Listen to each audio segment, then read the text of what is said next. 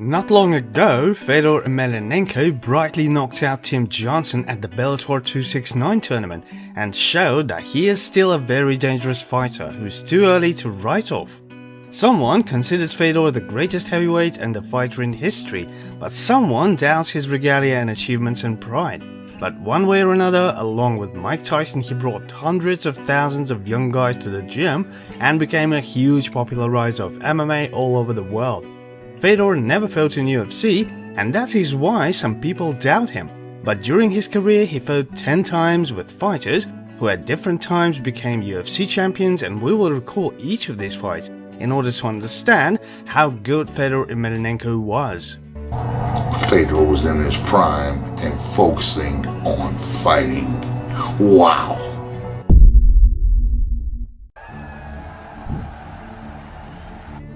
The first UFC champion, however, an interim one that Fedor faced, was Minotauro Antonio Rodrigo Nogueira, and the fight itself took place at the Pride 25 tournament.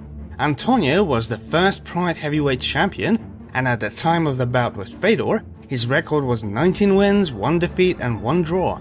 At the same time, among the defeated were completely the elites of that time. Volkan, Gary Goodrich, Kiyoshi Tamura, Anson Inoue, Sammy Shield, Dan Henderson, Mark Coleman and many others. So the level of Minotauro's opposition was just outrageous, and he was the favorite of this fight. As for Fedor, he moved to Pride from Rings, where he became the champion of the tournament in the open weight, and at that time had a record of 12 wins and 1 defeat.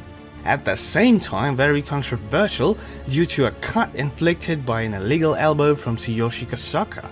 Will there be kicks? Will there be punches? Who will land first? From the very beginning of the battle, Nogueira tried to transfer Fedor to canvas and didn't even know that soon his wish would come true and wouldn't bring him anything good. Fedor took the guard and very unpleasantly surprised the opponent with his brutal ground and pound. Big punches!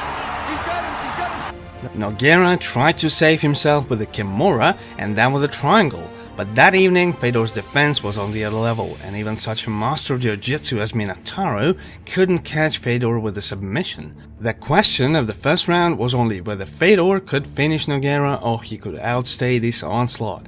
Although Minotauro was familiar with difficulties and was one of the most persistent and desperate guys of the Pride, so he endured and waited for the mistakes of the last emperor.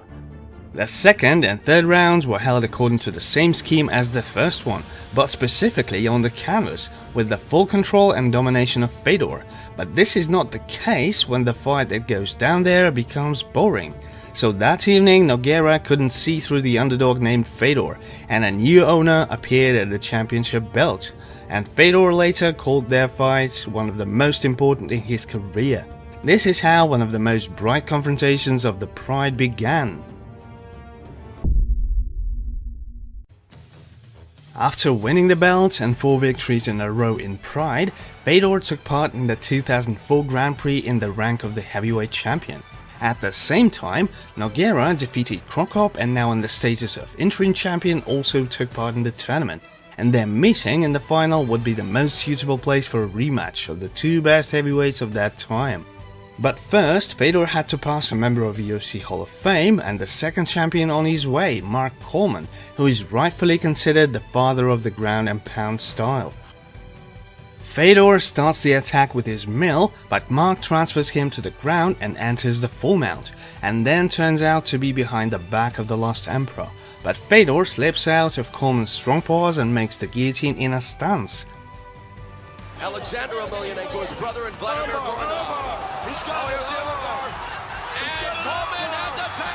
Mark was again able to transfer Fedor to the ground, but this second takedown was fatal and the last for him. Fedor caught Mark with an armbar and made him tap.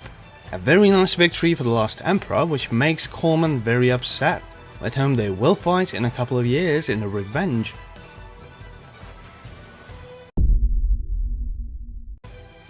At the next stage of the same tournament, Fedor was waiting for another UFC champion, a longtime friend of the defeated Coleman, the monster Kevin Randleman, who loudly declared himself at the first stage by making a daring upset and knocking out the favorite Mirko Krokop.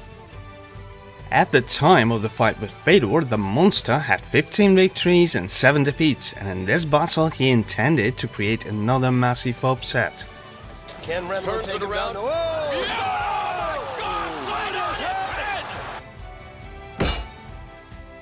Such a flight couldn't be survived by a living person, but Fedor could.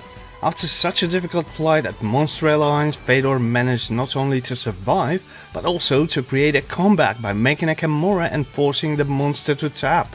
It was a very cool and historic moment, and at that time even such crazy suplex couldn't stop the champion's movement of the Last Emperor. Those are some nice people. I talked to him, and the coach's wife got a nice butt, nice and big, and so I like to watch around them, hang around, and make sure they're okay, you know. So they're nice people, you know. A fan of Sir Mix-a-Lot, I take it.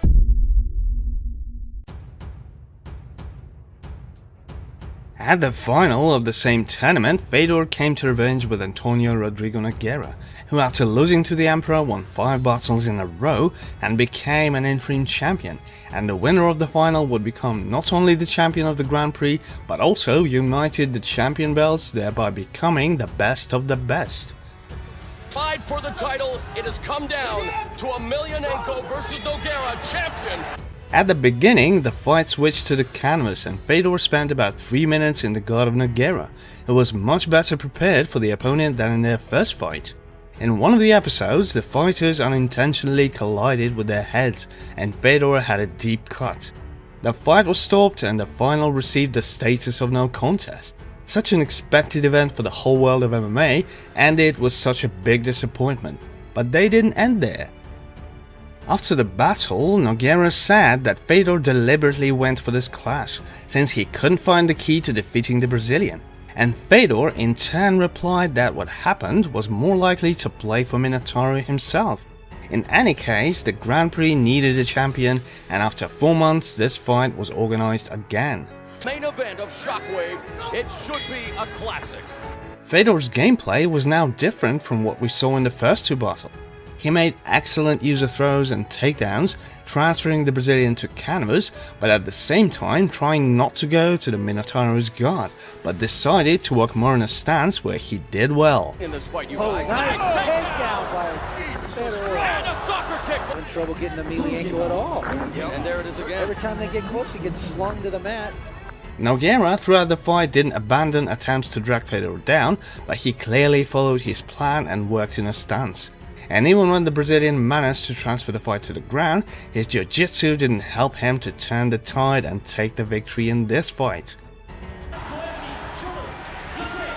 Unanimous decision for Fedor, as we suspected.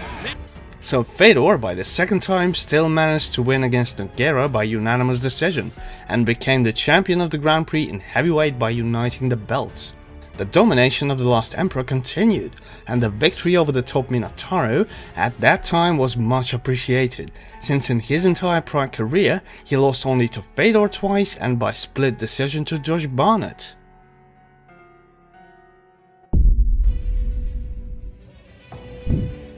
At the Pride 32 tournament, Fedor again met in a fight with Mark Coleman.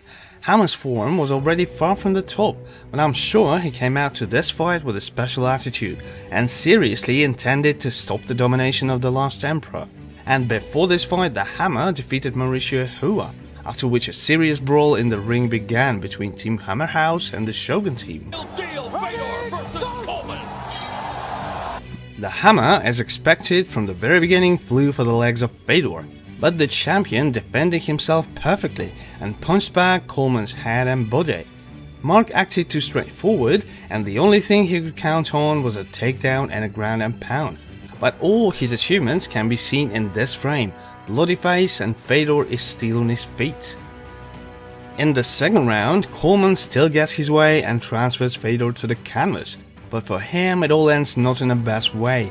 Everything is as if copied their first fight. Armbar and Mark is stopped, so Fedor beat the next UFC champion, although not in the most peak form.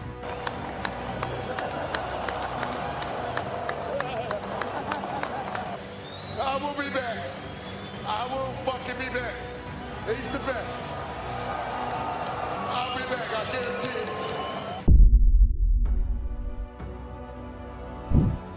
In 2008, the American clothing company Affliction burst into the world of MMA under the leadership of Donald Trump. The first tournament was held on July 19, 2008 and was called Banned, as it brought together the best fighters who didn't have a contract with the UFC, and in the main event of the evening, the former Pride champion Fedor Emelianenko and the former UFC champion Tim Sylvia met, who was supposed to play the Affliction champion title. Sylvia nicknamed the Maniac threw sharp statements towards Fedor, like Fedor was a coward and was fleeing the most powerful fighters in the world who were just in UFC, and here he is a hero arrived to the tournament to show everyone the real champion in action. Big John, oh nice. Shot Lesnar by Fedor already in the first minute became a maniac himself, and having run into Tim, smashed him with his mill, sacrificing the talkative champion to the Pride fans and delighted commentators, who emotionally called him Tiger Woods and Michael Jordan from the world of MMA. Fedor became the first champion of Affliction, and Randy Couture came out to congratulate him and challenge him to fight, to which he immediately received consent, but unfortunately we never saw this fight. We are the people, and this is Affliction is all about who's the best. In January 2009, M1 Global together with Golden Boy Promotion made a fight between another UFC champion Andrei Arlovski and Fedor. Arlovski really wanted to overthrow the last emperor from the throne, and for this he held a magnificent camp under the guidance of the famous boxing coach Freddie Roach. Roach criticized Fedor's boxing technique and stated that the last emperor had no chance against Arlovski. And Andrei compared himself with Buster Douglas and wanted to show the world the same stunning upset. It is also noteworthy that the fighters who came to fight in Affliction didn't hesitate to ask for huge fees. So for example, Andrei, according to Wikipedia, received $1.5 million for the battle, and Fedor was 5 times less. These were the strange things that happened in Affliction. He had 6'4" with that leg. Oh, good right. Push kick by Arlovski. That's it. In general, Andrei looked better than Fedor, and after several responders' attacks pinned the Emperor into the corner, and then, believing in himself, decided to kick with a flying knee, and woke up already lying on the floor as Fedor's overhand switched off the light for him. This way, Fedor won another victory over the champion of UFC and defended his title, while this knockout was recognized as the best in 2009 according to the Sherdog.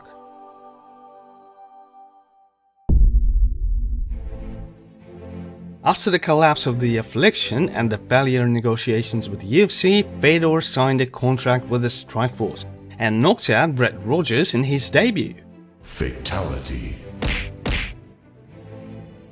Then he got a Jiu-Jitsu black belt Fabricio Werdum as a rival, who went on a record of 13-4 and was considered as a clear underdog, and Fedor himself hadn't lost for 10 years and his unbeaten streak was 28 fights in a row.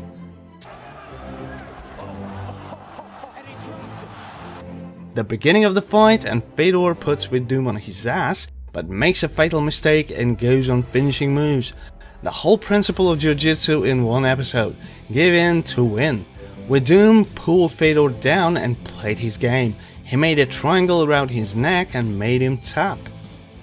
The fall of the last emperor was very loud. He was defeated by the Brazilian Jiu-Jitsu master, and after that Werdum's shares took off seriously, and he rose to the 3rd place in the world among heavyweights according to Sherdog. And this submission was recognized as a submission of the year in 2010. Werdum was ready to give Fedor revenge and wanted to fight in Russia, but got a hand injury and revenge never took place.